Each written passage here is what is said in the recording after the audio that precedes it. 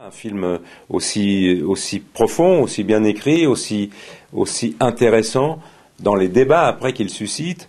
C'est-à-dire, il fallait y trouver sa place avec évidemment une personnalité qui, au départ, pour un idiot de metteur en scène, si vous voulez, ne pouvait pas correspondre parce qu'on est acteur populaire, on travaille dans des comédies, on vient de camping et moi je suis très heureux et fier de tous ces films et de ce rapport avec ce public populaire. Je viens et je suis issu d'un milieu populaire et je fais partie d'un public populaire, donc je suis fier d'être un acteur populaire. Au contraire, Philippe, il avait besoin d'un acteur qui l'avait repéré dans des émotions particulières et qui pouvait lui faire supposer qu'on pouvait aller un peu plus loin, un peu plus haut dans un genre. Et il est venu me chercher parce qu'il avait vu Gérard Lanvin, en m'excusant de me citer, travailler certainement au cinéma comme acteur, et il avait reçu de moi quelque part des intentions, donc des motivations. Et il ne s'est pas simplement arrêté à un système ou à un emploi.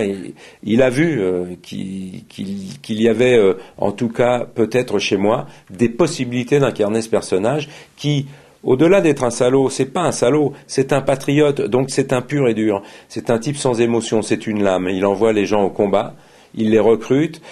Il fait tout dans la manipulation, dans le mensonge. C'est un homme isolé, très seul, fatigué, déprimé, mais c'est un homme vaillant aussi, c'est un homme droit.